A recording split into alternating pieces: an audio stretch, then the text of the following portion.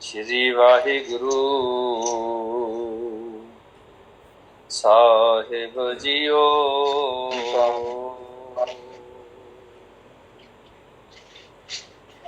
वंदे नानक देव मंगद अमरम, वंदे गुरु रामेयम, वंदे राम सुतम विवेक जलिदम, वंदे गोविंद हरम, वंदे श्री हर राय नंद कुबरम, वंदे गुरु नवमयम, वंदे सिंहं गोविंद बोधममलम, वंदे गुरु ग्रंथयम्, वंदे गुरु ग्रंथयम्। विद्या वर्णे तीसरे संध 28 मान, विद्या पात्र अपात्र पुन, वृद्धा वृद्ध निदाना। गुरु प्यारी साजी सवारी साध संगत जीओ, ਸਾਹਿਬ ਸਤਿਗੁਰਾਂ ਦੀ ਮਿਹਰ ਦਾ ਸਦਕਾ ਆਪਾਂ ਸਤ ਸੰਗਤ ਵਿੱਚ ਇਕੱਤਰਤ ਹੋਏ ਹਾਂ। ਲੜੀ ਪ੍ਰਾਰੰਭ ਹੈ ਗ੍ਰੰਥ ਦੀ। ਸਾਰੋ ਕਿਤਾਬਲੀ ਗ੍ਰੰਥ ਦਾ ਤੀਸਰਾ ਅਧਿਆਏ ਆਪਾਂ ਪ੍ਰਾਰੰਭ ਕੀਤਾ ਤੇ ਸ਼ਰਵਣ ਕਰ ਰਹੇ, ਜਿਸ ਵਿੱਚ ਗ੍ਰੰਥਾਕਾਰ ਕਹਿੰਦੇ ਵਿਦਿਆ ਵਰਣੈ ਤੀਸਰੇ ਛੰਦ 28 ਮਾਨ। ਇਸ ਤੀਸਰੇ ਅਧਿਆਏ ਦੇ ਵਿੱਚ ਮੈਂ 28 ਸ਼ਲੋਕ ਛੰਦ ਵਰਣਨ ਕਰ ਰਿਹਾ ਹਾਂ, ਜਿਸ ਦੇ ਵਿੱਚ ਵਿਦਿਆ ਬਾਰੇ ਵਰਣਨ ਹੋਏਗਾ। ਵਿਦਿਆ ਦਾ ਪਾਤਰ ਕੌਣ ਵਰਣਨ ਹੋਏਗਾ, ਵਿਦਿਆ ਦਾ ਅਪਾਤਰ ਕੌਣ ਹੈ ਉਸ ਬਾਰੇ ਵਰਣਨ ਹੋਏਗਾ। ਔਰ ਤੁਹਾਨੂੰ ਜਿਹੜਾ ਹੈ ਪਤਾ ਲੱਗਦਾ ਰਹੇਗਾ ਵੀ ਵਿਦਿਆ ਪੜ੍ਹਨ ਦੇ ਨਾਲ ਕੀ ਲਾਭ ਹੁੰਦਾ ਹੈ, ਵਿਦਿਆ ਕੈਸੀ ਸਾਰ ਵਸਤੂ ਹੈ, ਔਰ ਵਿਦਿਆ ਦੇ ਨਾਲ ਜੀਵਨ ਦੇ ਵਿੱਚ ਕੀ ਰੌਸ਼ਨੀ ਆਉਂਦੀ ਹੈ, ਕੀ ਲਾਭ ਹੁੰਦਾ ਹੈ, ਔਰ ਵਿਦਿਆ ਕਿਉਂ ਜ਼ਰੂਰੀ ਹੈ। ਇਸ ਲਈ ਗ੍ਰੰਥਾਕਾਰ ਵਰਣਨ ਕਰਦੇ ਨੇ ਬ੍ਰਿਧ ਆਵਿਰਧ, ਜਿਹੜੀ ਵਿਦਿਆ ਹੈ ਉਹ ਵੱਧਦੀ ਕਿਵੇਂ ਹੈ ਤੇ ਘਟਦੀ ਕਿਵੇਂ ਹੈ। ਕਿਉਂਕਿ ਵਿਦਿਆ ਘਟ ਵੀ ਜਾਂਦੀ ਹੈ, ਜੇ ਤੇ ਆਪਾਂ 10 ਦਿਨ ਅਭਿਆਸ ਨਾ ਕਰੀਏ ਤੇ ਵਿਦਿਆ ਘਟਣੀ ਸ਼ੁਰੂ ਹੋ ਜਾਂਦੀ ਹੈ। ਇਸ ਲਈ इन अगले श्लोकां दे विच वर्णन आउंदा। एह भेद को ज्ञान सो जानन को, अभिमान मादादि बेकार बेनासे, पुन के चित नीचन को बो बोध, मदायब मारन वासे, अच अमृत जास हलाल है, नह औखद वैद नहीं कस तासे, जन पात्र को शोध कै बोध करे, बुद्धिवान जे बुद्ध प्रकाशे। पंडित हरदयाल जी का बड़ा सुंदर विवरण है। ये वेद के ज्ञान सो जानन के, ਜਿਹੜੇ ਸੁਜਾਨ ਲੋਕ ਇਸ ਵੇਦ ਦੇ ਗੂੜ ਗਿਆਨ ਨੂੰ ਪ੍ਰਾਪਤ ਕਰ ਲੈਂਦੇ ਨੇ, ਉਹਨਾਂ ਦੇ ਅੰਦਰ ਈਸ਼ਵਰ ਦੇ ਦੈਵੀ ਸੰਪਦਾ ਆਦਿ ਗੁਣ ਹੁੰਦੇ ਨੇ, ਤੇ ਉਹਨਾਂ ਦਾ ਅਭਿਮਾਨ ਮਦ ਆਦਿ ਹੰਕਾਰ ਕਾਮ ਕ੍ਰੋਧ ਲੋਭ ਮੋਹ ਹੰਕਾਰ ਆਦਿ ਵਿਕਾਰ ਵਿਨਾਸ਼ ਹੋ ਜਾਂਦੇ ਨੇ, ਖਤਮ ਹੋ ਜਾਂਦੇ। ਔਰ ਕੁਛ ਲੋਕ ਪੁਨ ਕੇਚਿਤ ਨੀਚਨ ਕੋ ਬੋਧ ਮਦਾ, ਕਹਿੰਦੇ ਕੁਛ ਨੀਚ ਲੋਕ ਜਦੋਂ ਵਿਦਿਆ ਪੜ੍ਹਦੇ ਹੈ ਇਸ ਨੂੰ ਧਾਰਨ ਕਰਦੇ ਨੇ, ਜਿਨ੍ਹਾਂ ਦੀ ਬੁੱਧੀ ਦੇ ਵਿੱਚ ਕੁਟਲਤਾ ਹੈ, ਪਾਪ ਹੈ,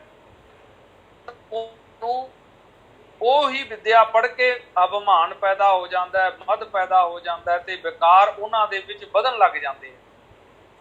ਵਿਦਿਆ ਨੇ ਸਰੀਰ ਨੂੰ ਸੋਧਣਾ ਸੀ, ਮਨ ਨੂੰ ਤਨ ਨੂੰ ਸੋਧਣਾ ਸੀ, ਪਰ ਉਲਟਾ ਹੋ ਗਿਆ। ਵਿਦਿਆ ਪੜ੍ਹ ਕੇ ਬੰਦਾ ਹੰਕਾਰੀ ਹੋ ਗਿਆ, ਅਭਿਮਾਨੀ ਹੋ ਗਿਆ, ਮਦ ਦੇ ਵਿੱਚ ਗਿਆ, ਆਪਣੇ ਆਪ ਦੇ ਅਡੰਬਰ ਵਿੱਚ ਹੀ ਲੀਨ ਹੋ ਗਿਆ। ਕਹਿੰਦੇ ਇਸ ਤਰ੍ਹਾਂ ਹੋਇਆ ਜਿਵੇਂ ਅਚ ਅੰਮ੍ਰਿਤ ਜਾਸ ਹਲਾਹਲ ਹੋਏ, ਨਹਿ ਔਖਦ ਵੈਦ ਵੈਦ ਨਾਹੀ ਕਛਤਾਸੁ। ਕਹਿੰਦੇ ਕਿਸੇ ਨੂੰ ਅੰਮ੍ਰਿਤ ਦਾ ਪਿਆਲਾ ਦੇ ਦਿੱਤਾ ਪੀਣ ਨੂੰ, ਤੇ ਉਹਨੇ ਜਦੋਂ ਉਹ ਅਚ ਕੀਤਾ ਪੀਤਾ ਤੇ ਘੁੱਟ ਅੰਦਰ ਜਾਂਦੇ ਹੀ ਉਹਦੇ ਅੰਦਰ ਵਿਉਹ ਬਣ ਗਈ ਤੇ ਜ਼ਹਿਰ ਬਣ ਗਈ। ਜਦੋਂ ਅੰਦਰ ਉਬਲਣ ਲੱਗ ਗਈ ਤੇ ਫਿਰ ਉਹਦੀ ਕੋਈ ਨਾ ਉਸਦੀ ਆ ਦੁਨੀਆ ਵਿੱਚ ਤੇ ਨਾ ਹੀ ਕੋਈ ਵੈਦ ਉਹਦਾ ਇਲਾਜ ਕਰ ਸਕਦਾ ਹੈ, ਕਿਉਂਕਿ ਅੰਮ੍ਰਿਤ ਤੋਂ ਚੰਗਾ ਦੁਨੀਆ ਵਿੱਚ ਹੈ ਹੀ ਕੁਝ ਨਹੀਂ। ਜੀਵਨ ਆਧਾਰ ਕਰ ਸਕੇ ਉਸਦੀ ਔਸ਼ਧ, ਸਰਬੋ ਉੱਤਮ ਔਸ਼ਧੀ, ਸਰਬੋਪਰੀ ਔਸ਼ਧੀ ਅੰਮ੍ਰਿਤ ਹੈ। ਕਹਿੰਦੇ ਅੰਮ੍ਰਿਤ ਜਿਹਨੂੰ ਪਿਆਇਆ ਹੋਵੇ ਤੇ ਅੰਦਰ ਵਿਉਹ ਬਣ ਜੇ, ਉਹਦਾ ਕੀ ਕਰੀਏ। ਇਹ ਜਿਹੜਾ ਗਿਆਨ ਹੈ ਇਹ ਵੀ ਅੰਮ੍ਰਿਤ ਹੈ। ਹੁਣ ਜਿਹੜਾ ਪੜ੍ਹ ਲਿਖ ਕੇ ਵੀ ਹੰਕਾਰ ਤੇ ਉਸਦੇ ਵਿੱਚ ਲੀਨ ਰਹਿੰਦਾ ਹੈ, ਕਹਿੰਦੇ ਉਹਦਾ ਕੋਈ ਦੁਨੀਆ ਵਿੱਚ ਮੰਤਰ ਨਹੀਂ। ਜਨ ਪਾਤਰ ਕਪਾਤਰ ਕੋ ਸੋਧ ਕੈ ਬੋਧ ਕਰੇ। ਕਹਿੰਦੇ ਇਸ ਲਈ ਭਾਈ ਸੱਜਣੋ, ਪਾਤਰ ਦੇਖ ਕੇ ਵਿਦਿਆ ਨੂੰ ਪੜ੍ਹਾਓ, ਪਾਤਰ ਦੇਖ ਕੇ ਸਾਰ ਗਰਭਤ ਵਸਤੂ ਦਿਓ, ਕਿਉਂਕਿ ਜੇ ਇਹ ਵਸਤੂ ਮਾੜੇ ਹੱਥਾਂ ਵਿੱਚ, ਮਾੜੀ ਬੁੱਧੀ ਵਿੱਚ ਚਲੀ ਗਈ ਤਾਂ ਉਹੀ ਇਹਦਾ ਉਲਟਾ ਕਰਨਗੇ। ਜਿਵੇਂ ਅੱਜ ਕੱਲ੍ਹ ਕੁਝ ਵਿਦਵਾਨ ਐਸੇ ਵੀ ਨੇ ਜਿਹੜੇ ਗੁਰਬਾਣੀ ਦੇ ਅਰਥ ਹੀ ਪੁੱਠੇ ਕਰੀ ਜਾਂਦੇ ਨੇ। ਇਸ ਸਤਿਗੁਰ ਪਾਤਸ਼ਾਹ ਦੇ ਪਰਮ ਚਰਨ ਰਾਜ ਵਿਦਵਾਨ ਪੰਡਿਤ ਹਰਦਿਆਲ ਜੀ ਕਹਿੰਦੇ ਨੇ, ਜਨ ਪਾਤਰ ਕੁਪਾਤਰ ਕੋ ਸੋਧ ਕੈ ਬੋਧ ਕਰੇ, ਬੁੱਧਵਾਨ ਜੋ ਬੁੱਧ ਪ੍ਰਕਾਸ਼ੇ। ਕਹਿੰਦੇ ਉਹੀ ਬੁੱਧੀਵਾਨ ਹੈ ਜਿਹੜਾ ਬੁੱਧੀ ਦਾ ਪ੍ਰਕਾਸ਼ ਕਰਨ ਵਾਲਾ ਹੈ, ਭਾਵ ਕਿ ਵੇਦਾਂ ਦਾ ਬੋਧ ਉਸੇ ਨੂੰ ਹੀ ਕਰਾਓ ਜਿਸ ਦੀ ਬੁੱਧੀ ਦੇ ਵਿੱਚ ਸੁਣ ਕੇ ਪ੍ਰਕਾਸ਼ ਹੋਣ ਵਾਲਾ ਹੋਵੇ। ਗਿਆਨਮ ਮਦਰਪਣਾਹਮ ਮਧਯਤੀ ਜਸਤੇਨ ਤਸਯਾ ਕੋ ਵੈਦః ਅਮਰਤ ਯਸਯ ਵਿਸ਼ਾਯਾ ਤਿਤਿਰਸਯ ਚਿਕਿਤਸ ਕਥਮ ਕ੍ਰਿਯਤੇ। ਗ੍ਰੰਥਾਕਾਰ ਕਹਿੰਦੇ ਫਿਰ ਐਂ ਦੱਸੋ ਉਹਨੂੰ ਪਿਆਇਆ ਤੇ ਅਮਰਤਾ ਆਪਾਂ। ਗਿਆਨਮ ਮਦ ਦਰਪਣਾਰਮ, ਗਿਆਨ ਦਾ ਅਰਥ ਹੈ ਮਦ ਆਦਿ ਨੂੰ ਦੇ ਕਰ, ਉਹੀ ਉਸ ਤੇ ਹੰਕਾਰ ਦੇ ਵਿੱਚ ਹੀ ਲੀਨ ਹੋ ਗਿਆ। ਤਾਂ ਮਾਧਿਅਤੀ ਜਸਤੇਨ ਜਸ ਤਸਯਾ ਕੋ ਵੈਦః, ਕਹਿੰਦੇ ਫਿਰ ਉਹਦਾ ਕੀ ਵੈਦ ਤੇ ਕੀ ਉਹਦਾ ਇਲਾਜ ਕਰਾਂਗੇ ਆਪਾਂ। ਅੰਮ੍ਰਿਤਮ ਯਸਯ ਵਿਸ਼ਾਇਆ ਵਿਸ਼ਾਇਤੀ ਤਸਯ ਚਿਕਿਤਸਾ ਕਥਮ ਕ੍ਰਿਯਤੇ। ਕਹਿੰਦੇ ਜਿਸ ਨੂੰ ਦਿੱਤਾ ਅੰਮ੍ਰਿਤ ਦੀ ਘੁੱਟ ਪਿਲਾਈ ਆਪਾਂ ਤੇ ਉਹਦੇ ਅੰਦਰ ਜਾ ਕੇ ਉਹ ਵਿਸ਼ ਬਣ ਗਈ ਤੇ ਉਹਦੀ ਚਿਕਿਤਸਾ ਕੀ ਕਰਾਂਗੇ, ਤੇ ਕਿਹੜਾ ਯੋਗੀ, ਕਿਹੜਾ ਰਾਜ ਯੋਗ ਕਰਨ ਵਾਲਾ ਜੀਵ ਕਰੂਗਾ।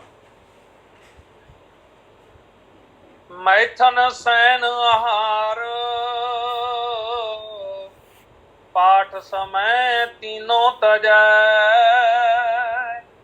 ਪਾਠ ਸਹਿਤ ਪੁਨ ਚਾਰ ਤਜੈ ਸਾਂਝ ਮੈਂ ਧੀਰ ਜਨ। ਆਹਾਰੋ ਮੈਥਨਮ ਨਿੰਦਰਾਸ स्वाध्यायेषु प्रवर्तनम चत्वारि खलु कर्माणि संध्या कालेषु वर्जेत। कहते ये काम है मैथन सैन आहार पाठ समय तीनों तजा। एक ते जेड़ा है मंद प्रवृत्ति दे विच जाना, विषय वासना विच लुप्त होना, काम आदि दे विच।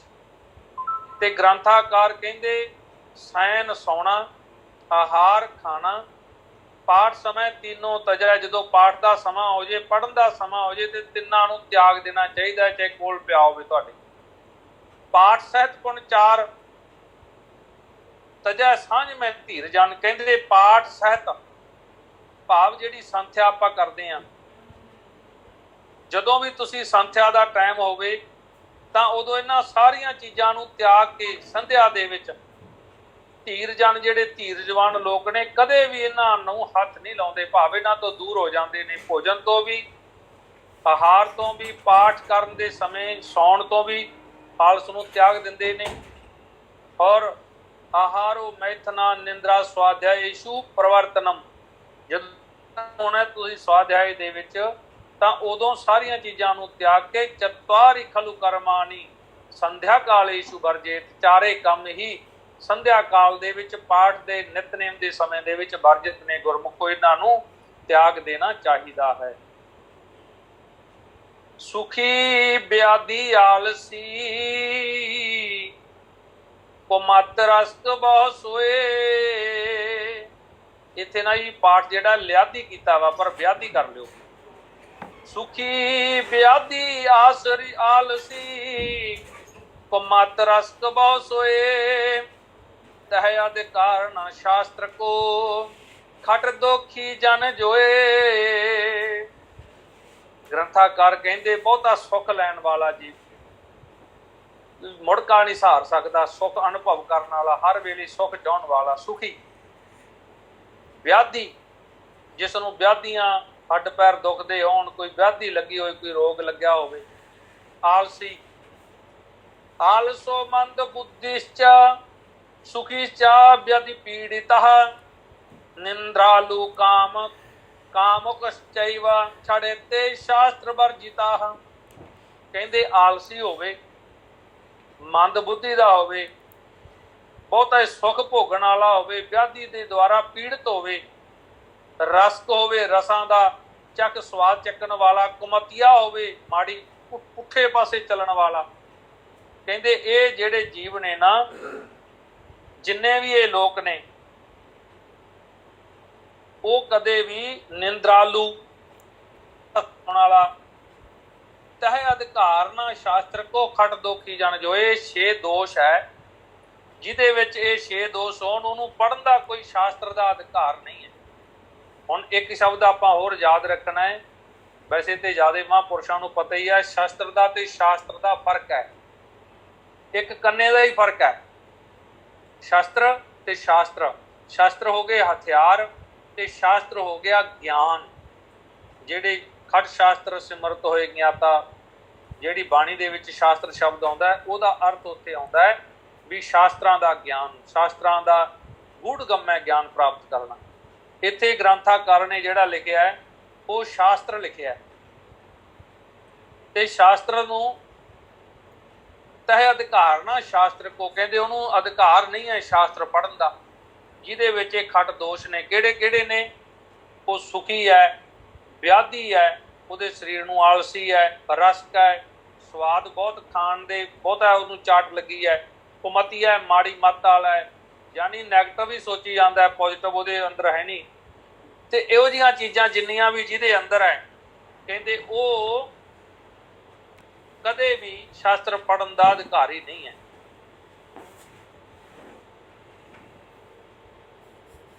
ਸੁਣਨ ਵਾਲਾ ਬਹੁਤਾ ਜਿਹੜਾ ਸੁਣਨ ਵਾਲੇ ਵੀ ਲੋਕ, ਇਹ ਖੱਟ ਦੋਸ਼ ਨੇ। 6 ਦੋਸ਼ਾਂ ਵਾਲਾ ਜੀਵ ਕਦੇ ਵੀ ਵਿਦਵਾਨ ਨਹੀਂ ਬਣ ਸਕਦਾ। ਜੇ ਮਹਾਰਾਜ ਦੀ ਬਹੁਤੀ ਕਿਰਪਾ ਹੋ ਜੇ ਤੇ ਫਿਰ ਸਤਿਗੁਰ ਦੀ ਮਿਹਰ ਹੈ, ਪਰ ਬਹੁਤ ਔਖਾ ਹੈ, ਕਠਿਨ ਹੈ ਇਸ ਸਿਸਟਮ ਦੇ ਵਿੱਚ ਆਉਣਾ। ਅੱਗੇ ਇੱਕ ਨਾ ਸ਼ੰਕਰ ਛੰਦ ਹੈ, ਬੜਾ ਸੁੰਦਰ ਹੈ, ਇਹ ਵੀ ਆਪਾਂ ਨੂੰ ਪੜ੍ਹਨ ਵਾਲਾ, ਬੜੇ ਗਿਆਨ ਦੀ ਵਸਤੂ ਹੈ। ਕਛ ਕ੍ਰਿਤ ਸਨੇਹ ਨ ਲਵਨ, ਤੰਦਲ ਤਕਰ ਨ ਧਾਮ ਨ ਦਾਮ, या संचरी जय चित चिंता ताम की दुख ताम, पई नास प्राग अगाम की बुध मूढ़ मोयो बाम, अधिकार नहत शास्त्र को सो भजै नित श्री राम। ग्रंथाकार कहंदे भाई देख लै सज्जना, ये गल याद रखी, जिस पुरख ਨੂੰ ਘਰ ਦੀ ਚਿੰਤਾ ਹੋਵੇ ਵੀ ਸਾਡਾ ਘਰ ਕਿਵੇਂ ਚੱਲੇਗਾ, ਘਰ ਦੀ ਚਿੰਤਾ ਕਰਨ ਵਾਲਾ, ਕਹਿੰਦੇ ਘਰ ਦੀ ਚਿੰਤਾ ਕਰਨ ਵਾਲਾ ਤੇ ਦੂਸਰਾ ਕੌਣ ਹੈ? ਘਰ ਦੀ ਚਿੰਤਾ ਵਾਲਾ ਕਛ ਕ੍ਰਿਤ ਸਨੇਹ, ਕ੍ਰਿਤ ਨਾਮ ਹੈ ਘਿਓ ਦਾ। ਕਹਿੰਦੇ ਕਿਹਦੇ ਕੋਲੇ ਘਰੇ ਘਿਓ ਨਹੀਂ ਹੈ, ਤੇਲ ਵੀ ਹੈ ਨਹੀਂ, ਨਾ ਲਵਣ ਨੂਣ ਵੀ ਹੈ ਨਹੀਂ, ਤੰਦਲ, ਤੰਦਲ ਕਹਿੰਦੇ ਹੈ ਵੈਸੇ ਤੇ ਤੰਦਲ ਚਾਵਲਾਂ ਨੂੰ ਵੀ ਕਹਿੰਦੇ ਆ, ਤੇ ਤੰਦਲ ਕਹਿੰਦੇ ਹੈ ਜੌਆਂ ਨੂੰ ਵੀ ਕਹਿੰਦੇ, ਜੋ ਜੌਂ ਪੁੱਟ ਕੇ ਕੱਢ ਲਈਏ ਵਿੱਚੋਂ। ਕਹਿੰਦੇ ਤੱਕਰ, ਤੱਕਰ ਨਾਮ ਹੈ ਲੱਸੀ ਦਾ, ਨਾ ਧਾਮ ਨਾ ਦਾਮ, ਨਾ ਘਰ ਹੈ ਤੇ ਨਾ ਧਨ ਹੈ ਘਰੇ, ਇਹ ਦੋਨੇ ਚੀਜ਼ਾਂ ਹੀ ਹੈ ਨਹੀਂ। ਜਾਂ ਸੰਚਰੀ, ਸੰਚਰੀ ਦਾ ਨਾਮ ਹੁੰਦਾ ਇਕੱਤਰਿਤ ਕਰਨਾ। ਕਹਿੰਦੇ ਉਹਦੇ ਮਨ ਦੇ ਵਿੱਚ ਇਹ ਚਿੰਤਾ ਹੀ ਹੈ ਵੀ ਮੈਂ ਜਿਹੜੀ ਹੈ ਸੰਚਰੀ ਧਨ ਇਕੱਤਰਿਤ ਕਰ ਲਵਾਂ। ਇਸ ਪ੍ਰਕਾਰ ਦੀ ਜਿਹੜੀ ਚਿੰਤਾ ਨਾ ਉਹਦੇ ਮਨ ਦੇ ਵਿੱਚ ਲੱਗੀ ਰਹਿੰਦੀ ਹੈ। ਕਹਿੰਦੇ ਜਾਂ ਸੰਚਰੀ ਜਹ ਚਿਤ ਚਿੰਤਾ ਧਾਮ ਕੀ ਦੁਖ ਧਾਮ, ਕਹਿੰਦੇ ਅੱਠੋ ਪਹਿਰ ਚਿੱਤ ਵਿੱਚ ਚਿੰਤਾ ਹੀ ਘਰ ਦੀ ਲੱਗੀ ਰਹਿੰਦੀ ਹੈ ਵੀ ਮੈਂ ਕੀ ਕਰਾਂਗਾ, ਕੀ ਹੋਊਗਾ। ਧਨ ਹੀ ਉਹਦੇ ਘਰ ਦੀ ਚਿੰਤਾ ਨਹੀਂ ਉਹਨੂੰ ਜਿਹੜਾ ਹੈ ਦੁਖੀ ਕਰ ਛੱਡਿਆ। ਉਹਦੇ ਮਨ ਦੇ ਵਿੱਚ ਇੱਕੋ ਹੀ ਸੰਕਲਪ, ਦੁੱਖ ਧਾਮ ਕੀ ਦੁੱਖ ਧਾਮ, ਚਿੰਤਾ ਧਾਮ ਕੀ ਦੁੱਖ ਧਾਮ। ਉਹਦਾ ਘਰ ਦਾ ਸੰਕਲਪ ਹੀ ਉਹਨੂੰ ਦੁਖੀ ਦੁੱਖ ਘਰ ਬਣਾ ਕੇ ਬਹਿ ਗਿਆ, ਭਾਵ ਉਹਦੇ ਹਿਰਦੇ ਵਿੱਚ ਵਸ ਗਈ ਹੈ ਗੱਲ। ਉਹ ਪ੍ਰਾਕਾਗਾਮ ਕੀ, ਪ੍ਰਾਕਾਗਾਮ ਪਾਠ ਹੈ ਇੱਥੇ, ਤੇ ਜੇ ਇਹਨੂੰ ਆਪਾਂ ਪਦਛੇਦ ਕਰ ਲਾਂਗੇ ਤੇ ਪ੍ਰਾਕ ਆਗਾਮ ਪਾਠ ਹੋ ਜਾਏਗਾ। ਕਹਿੰਦੇ ਫਿਰ ਐਸੀ ਬਾਤ ਹੈ, ਉਹ ਜਿਹੜਾ ਪੁਰਸ਼ ਹੈ ਉਹਦੀ ਜਿਹੜੀ ਬੁੱਧੀ ਹੈ ਉਹ ਨਾਸ ਹੋ ਗਈ ਹੈ, ਤੇ ਪਿਛਲੀ ਜਿਹੜਾ ਉਹ ਬੁੱਧੀ ਵੀ ਚਲੀ ਗਈ ਤੇ ਅਗਲੀ ਵੀ ਬੁੱਧੀ ਜਿਹੜੀ ਹੈ ਉਹਦੀ ਖਤਮ ਹੋ ਗਈ। ਬੁੱਧ ਮੂੜ ਮੋਹਿਓ ਬਾਮ, ਫਿਰ ਕਹਿੰਦੇ ਰਹਿੰਦੀ ਖੰਦੀ ਕਸਰ ਕੱਢ ਦਿੱਤੀ ਵੀ ਉਹਨੂੰ ਇਸਤਰੀ ਦੇ ਪ੍ਰੇਮ ਨੇ ਮੋਹ ਲਿਆ, ਘਰ ਦੀ ਮਾਇਆ ਨੇ ਮੋਹ ਲਿਆ, ਕਿਸੇ ਢੰਗ ਦੇ ਨਾਲ ਉਹ ਜਿਹੜਾ ਮੋਹ ਦੇ ਵਿੱਚ ਵਸੀਕਾਰ ਹੋ ਗਿਆ।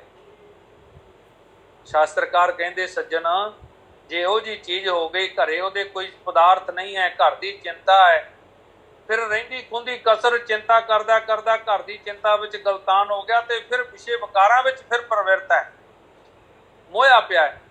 ਤੇ ਸ਼ਾਸਤਰ ਕਹਿੰਦੇ, ਕਵੀ ਜੀ ਕਹਿੰਦੇ, ਉਸ ਨੂੰ ਸ਼ਾਸਤਰ ਪੜ੍ਹਨ ਦਾ ਕੋਈ ਅਧਿਕਾਰ ਨਹੀਂ। ਅਧਿਕਾਰ ਨਹਿਤ ਹੈ ਸ਼ਾਸਤਰ ਕੋ, ਸੋ ਭਜੈ ਨਿਤ ਸ਼੍ਰੀ ਰਾਮ। ਕਹਿੰਦੇ ਉਹਨੂੰ ਕੋਈ ਸ਼ਾਸਤਰ ਪੜ੍ਹਨ ਦਾ ਅਧਿਕਾਰ ਤੇ ਹੈ ਨਹੀਂ।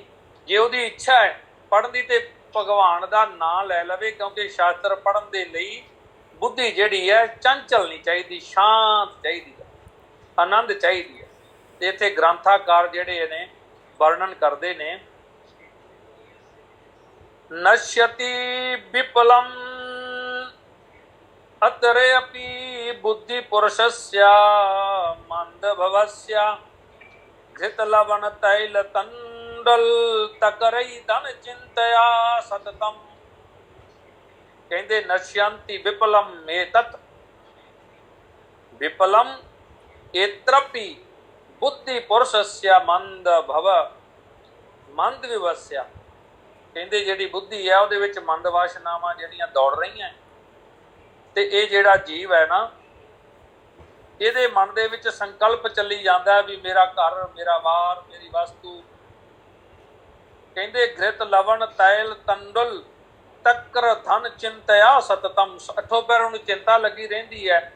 ਜਦੋਂ ਚਿੰਤਾ ਹੀ ਉਹਨੂੰ ਵਿਕਾਰਾਂ ਦੀ ਤੇ ਧਨ ਦੀ ਲੱਗ ਗਈ, ਤੇ ਵਿਦਿਆ ਦਾ ਚਿੰਤਨ ਨਹੀਂ ਕਰ ਸਕਦਾ।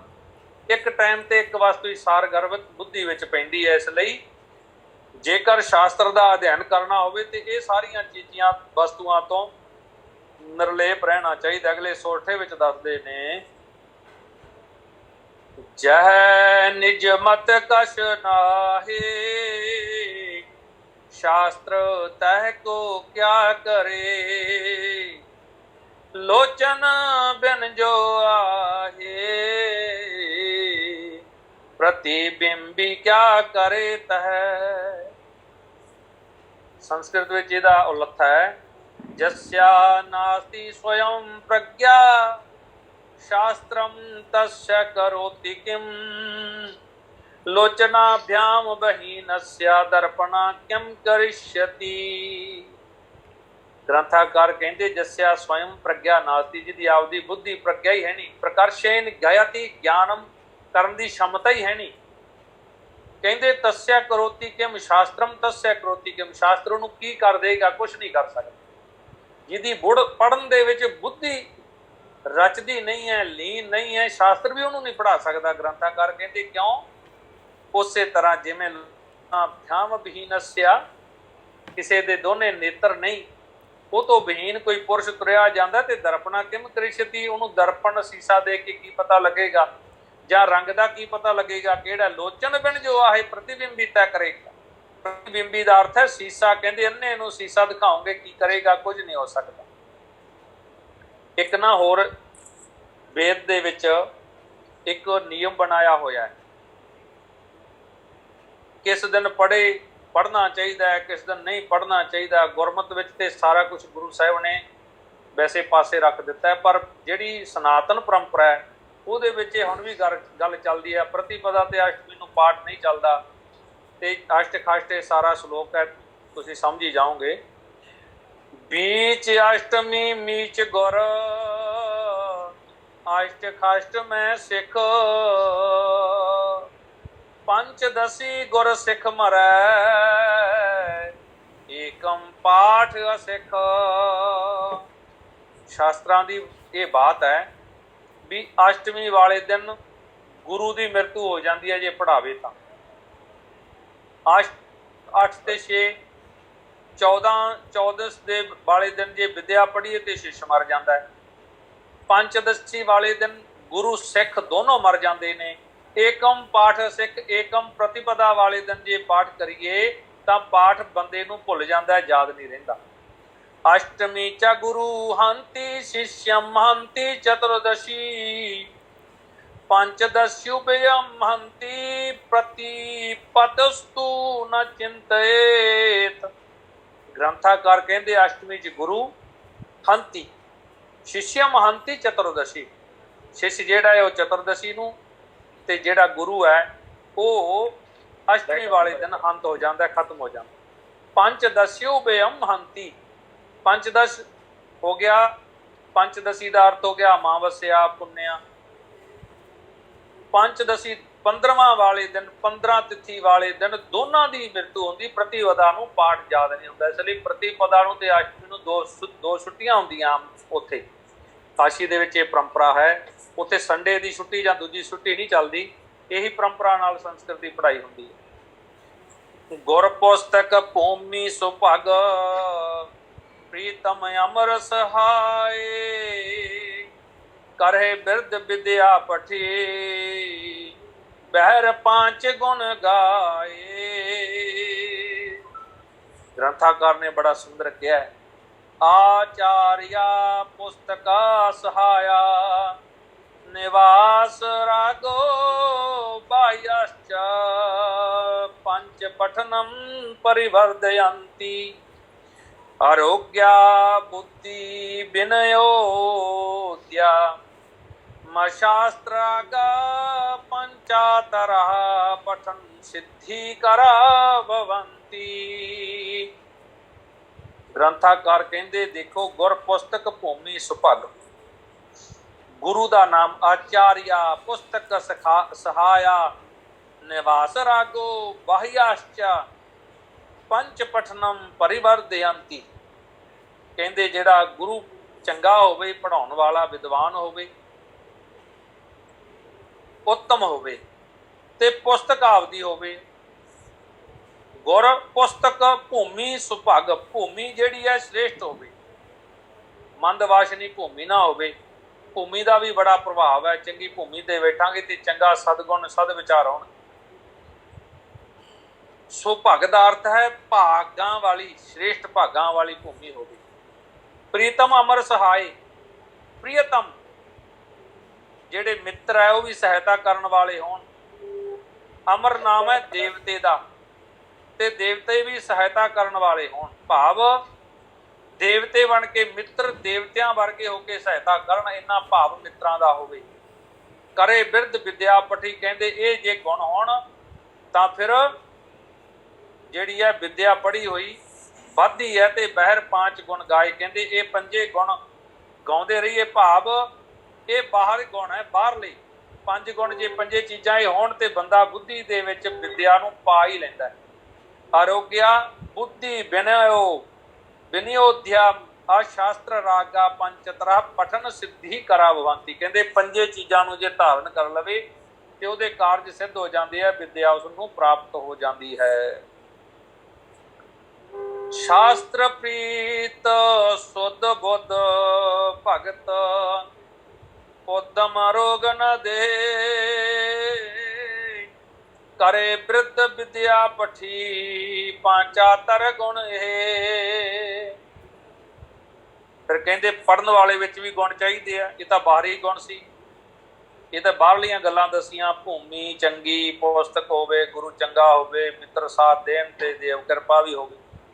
ਸ਼ਾਸਤਰ ਪ੍ਰੀਤ ਸੁੱਧ ਬੁੱਧ, ਸ਼ਾਸਤਰ ਨਾਲ ਪ੍ਰੀਤੀ ਹੋਵੇ।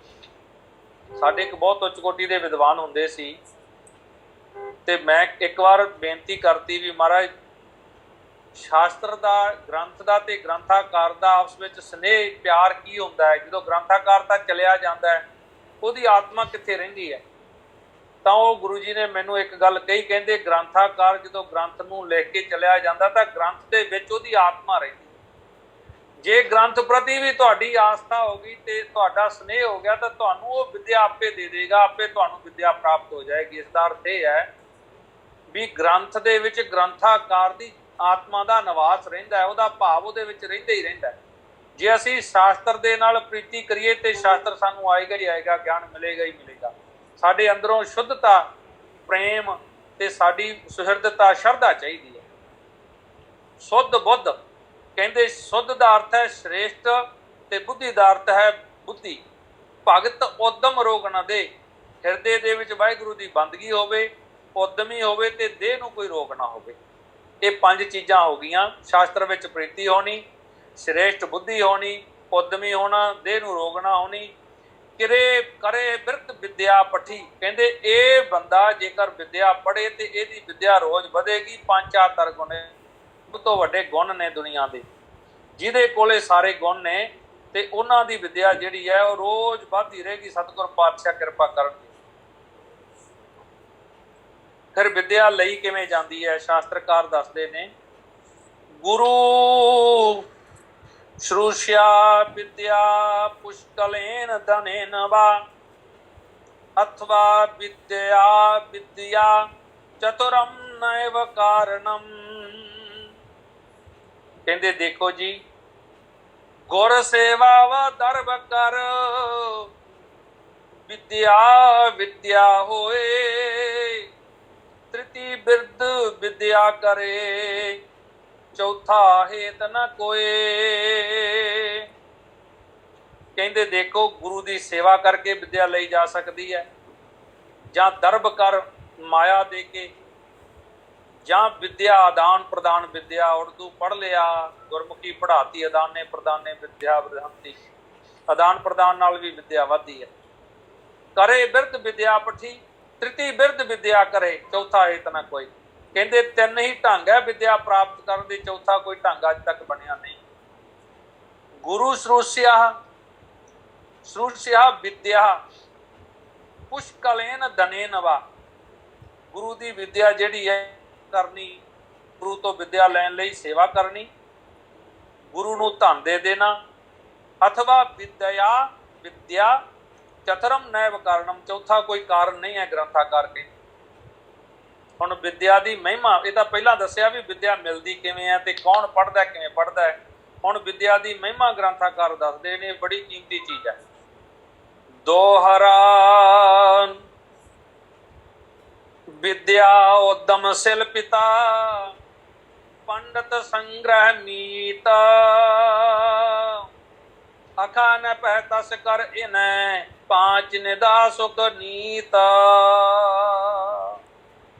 ਵਿਦਿਆ ਉਦਮ ਸਿਲ ਪਿਤਾ, ਵਿਦਿਆ ਉਦਮ ਕਰਨਾ, ਵਿਦਿਆ ਪੜ੍ਹੀ ਹੋਈ ਉਦਮ ਕਰਨਾ, ਚਿੱਤਰਕਾਰੀ ਸ਼ਿਲਪਿਤਾ, ਕੋਈ ਗਿਆਨ, ਕੋਈ ਕੱਪੜਾ ਬੁਣਨਾ ਆਉਣਾ, ਕਾਰੀ ਕਿਸੇ ਤਰ੍ਹਾਂ ਦੀ ਕਢਾਈ ਆਦਿ ਦਾ ਕੋਈ ਕਲਾ ਜਾਣਨੀ। ਕਈ ਰਾਜਿਆਂ ਦੇ ਤੁਸੀਂ ਸੁਣੇ ਹੋਣਗੇ ਵੀ ਉਹ ਕਲਾਕਾਰੀ ਜਾਣਦੇ ਤੇ ਬਚ ਕੇ ਆ ਕੇ ਲਿਖ ਕੇ ਭੇਜਦਾ, ਨਹੀਂ ਤੇ ਉੱਥੇ ਹੀ ਜੇਲ੍ਹ 'ਚ ਸੜ ਕੇ ਮਰ ਜਾਂਦੇ। ਪੰਡਤ ਸੰਗ੍ਰਹਿ ਮੀਤ, ਪੰਡਤ ਹੋਣਾ, ਪੰਡਤ ਮਤਲਬ ਗਿਆਨਵਾਨ ਹੋਣਾ। ਸੰਗ੍ਰਹਿ ਮੀਤ, ਬਹੁਤੇ ਮਿੱਤਰ ਹੋਣੇ, ਸਾਥ ਉਹਦੇ ਮਿੱਤਰਵਤ ਵਿਵਹਾਰ ਵੀ ਸਾਰਿਆਂ ਨਾਲ ਕੁਸ਼ਲ ਹੋਣਾ, ਕਿਉਂਕਿ ਵਿਵਹਾਰ ਦੀ ਕੁਸ਼ਲਤਾ ਹੀ ਸ਼ਾਸਤਰ ਨੇ ਬਹੁਤ ਥਾਵਾਂ ਤੇ ਚੰਗੀ ਮੰਨੀ।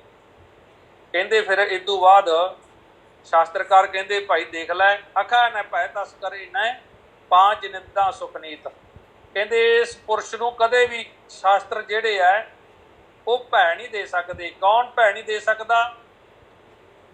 ਕਹਿੰਦੇ ਕਦੇ ਵੀ ਇਹਨੂੰ ਜਿਹੜਾ ਚੋਰ ਡਾਕੂ ਆਦਿ ਕੋਈ ਵੀ ਭੈ ਨਹੀਂ ਦੇ ਸਕਦਾ। ਅਖਾ ਨਾ ਭੈ ਤਸ ਕਰ ਇਨੈ, ਇਹਨਾਂ ਨੂੰ ਕਦੇ ਕੋਈ ਭੈ ਨਹੀਂ ਦੇ ਸਕਦਾ। ਤਸਕਰ ਵਗੈਰਾ ਨਾ ਕੋਈ ਚੁਰਾ ਸਕਦਾ, ਨਾ ਭੈ ਦੇ ਸਕਦਾ। ਪਾਂਚ ਨਿੰਦਾ ਸੁਖ ਨੀਤ, ਇਹ ਪੰਜ ਨਿਧੀਆਂ ਸੁੱਖ ਦੇਣ ਦੇ ਖਜ਼ਾਨੇ ਆ।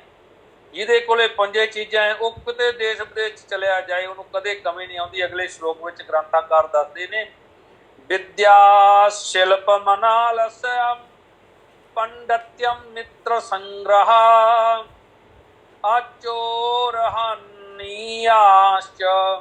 ਪੰਚੈਤੇ ਨਿਧਯੋਕਸ਼ਯ। ਕਹਿੰਦੇ ਵਿਦਿਆ, ਸ਼ਿਲਪ, ਵਿਦਿਆ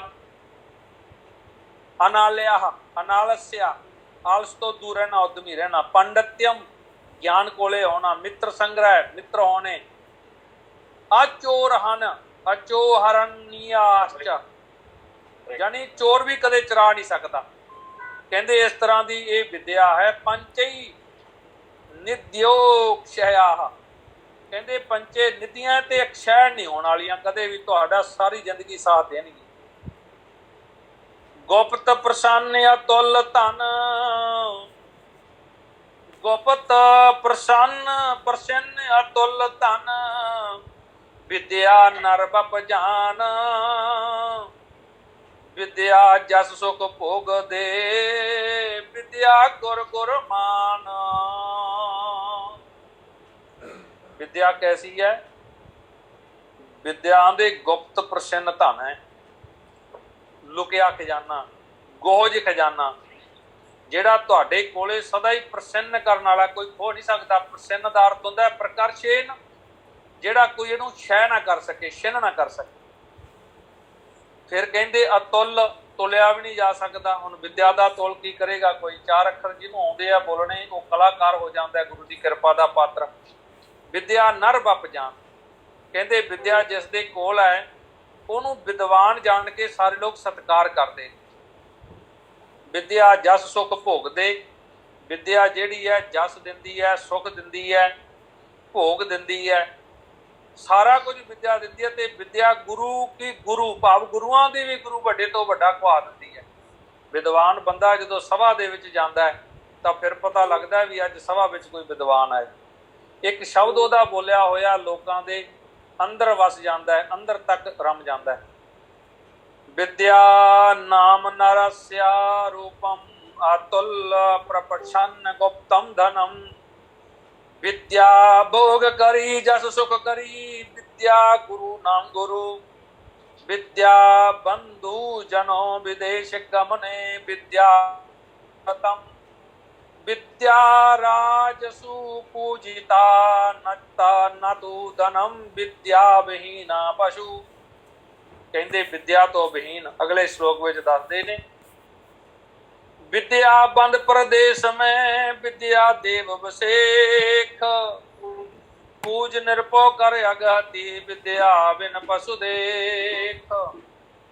ਕਹਿੰਦੇ ਐਸੀ ਚੀਜ਼ ਹੈ ਵਿਦਿਆ ਬੰਦ ਪ੍ਰਦੇਸ਼ ਮੈਂ, ਪ੍ਰਦੇਸ਼ ਦੇ ਵਿੱਚ ਵੀ ਵਿਦਿਆ ਕੰਮ ਦਿੰਦੀ ਹੈ, ਜਿੱਥੇ ਮਰਜ਼ੀ ਚਲੇ ਜਾਓ। ਔਰ ਵਿਦਿਆ ਸਭ ਤੋਂ ਵੱਡਾ ਦੇਵਤਾ ਵੀ ਹੈ ਤੇ ਸ਼੍ਰੇਸ਼ਟ ਵੀ ਹੈ, ਵਿਸ਼ੇਸ਼ ਹੈ ਜੀਵ ਲਈ। ਪੂਜ ਨਿਰਭਉ ਕਰ ਅਗਹਤੀ, ਕਹਿੰਦੇ ਵਿਦਵਾਨਾਂ ਦੀ ਪੂਜਾ ਰਾਜੇ ਵੀ ਕਰਦੇ ਹੈ। ਤੇ ਕਿਉਂਕਿ ਵਿਦਿਆ ਅਗਹਤੀ, ਪਾਪਾਂ ਨੂੰ ਨਾਸ਼ ਕਰਨ ਵਾਲੀ ਸਭ ਤੋਂ ਵਧੀਆ ਸ਼ਕਤੀ ਹੈ। ਵਿਦਿਆ ਵਨ ਪਸ਼ੂ ਦੇਖ, ਇਹ ਜੀਵ ਵਿਦਿਆ ਨੂੰ ਸੰਗ੍ਰਹਿ ਕਰ, ਵਿਦਿਆ ਬਿਨਾਂ ਤਾਂ ਲੋਕ ਪਸ਼ੂਆਂ ਵਰਗੇ ਮੰਨੇ ਜਾਂਦੇ। ਤੇ ਗ੍ਰੰਥਾਕਾਰ ਨੇ ਇੱਥੇ ਲਿਖਿਆ ਹੈ, ਵਿਦਿਆ ਬੰਧੂ ਜਨੋ ਵਿਦੇਸ਼ ਗਮਨੇ, ਵਿਦਿਆ ਪਰਮ ਦੈਵਤਮ, विद्या राज सु पूजिता न तू धनम, विद्या विहीना पशु। कहते विद्या तो विहीन जीव जिहड़ा ना ये पशुआं वर्गा है। विद्या दे नाल ही नरन ज्ञान ने, अधिकता ज्ञान बिना पहचान अगे जाके आ ही जाता सारा कुछ। अगले श्लोक विच ग्रंथकार ने लिखिया है।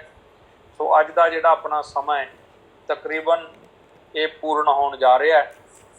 एक श्लोक आपां पढ़ लेने क्योंकि 40 मिनट का ही मेरे ख्याल च टाइम हुंदा है, पर उस तो बाद जूम का प्रोग्रामिंग सिस्टम टुट जाता है। निंद्रा भोजन भोग पै, पस पुरख समान, नरन ज्ञान निज अधिकता, ज्ञान बिना पस जान। सौना भी, भोजन भी ते भोग करना भी, ये सारे पुरख दिते बंदे दे समान ने, इको जे। पर नरन ज्ञान निज अधिकता, ਮਨੁੱਖ ਵਿੱਚ ਕੀ ਵੱਧਦਾ ਹੈ? ਕਹਿੰਦੇ ਇੱਕ ਹੀ ਵੱਧਦਾ ਮਨੁੱਖ ਦੇ ਵਿੱਚ। ਕੀ ਵੱਧਦਾ? ਗਿਆਨ ਇਹਦੇ ਵਿੱਚ ਵੱਧਦਾ। ਤੇ ਜੇ ਮੰਨ ਲਓ ਇਹਦੇ ਵਿੱਚ ਗਿਆਨ ਨਾ ਹੋਵੇ ਤੇ ਗਿਆਨ ਤੋਂ ਬਿਨਾਂ ਤੇ ਫਿਰ ਪਸ਼ੂ ਦੇ ਵਰਗਾ ਹੀ ਹੈ। ਗਿਆਨ ਹੀ ਤੇ ਇਹਦੇ ਵਿੱਚ ਅਧਿਕ ਸੀ, ਉਹ ਇਹਦੇ ਕੋਲ ਨਹੀਂ ਰਿਹਾ। ਫਿਰ ਇਹਦੇ ਵਿੱਚ ਤੇ ਪਸ਼ੂ ਦੇ ਵਿੱਚ ਕੋਈ ਵੀ ਜਿਹੜਾ ਸਮਾਨਤਾ, ਸਾਰੀਆਂ ਹੀ ਸਮਾਨਤਾਵਾਂ ਨੇ, ਭਾਵ ਸਾਰਾ ਸਮਾਨ ਹੈ। ਪਸ਼ੂ ਤੇ ਬੰਦੇ ਵਿੱਚ ਕੋਈ ਵੀ ਕਮੀ ਨਹੀਂ ਰਹੀ, ਇੱਕੋ ਜਿਹੀ ਬਣ ਗਏ ਸਾਰੇ। आहार निद्रा भय मैथुनानि, सामान्याम में तत्पशुभिर नारायणाम ज्ञानम नारायणाम अधिको विशेषो ज्ञाने नहीं ना पशु भी समाना। कहते भाई देख लै सज्जना, आहारा निंद्रा भय मैथुन आहार निंद्रा ते भय मैथुन आदि ये सारे सामान्य में तत् पशुभिर नारानाम पशुआं दे विच ते बंदे विच इक्को जे ने। ज्ञानम नरानाम अधिको विशेषो ज्ञानम ही केवल नरां दे विच अधिक है, विशेष है। ज्ञाने नहीं ना ज्ञान दे नाल ज्ञान द्वारा ही ज्ञाने नहीं ना पशु भी समाना। ज्ञान तो बिना ये जीव जेड़ा है पशु समान है, पशुआं वर्गा है। इसलिए सतगुर पातशाह ने सानू सोझी दिती है कि असी ज्ञानवान होइए, आपदे जीवन नूं रोशनी चिराग करिए। अज जिहड़ा अपना 13 श्लोक हो गए, सतगुर पातशाह जी की कृपा हो गई।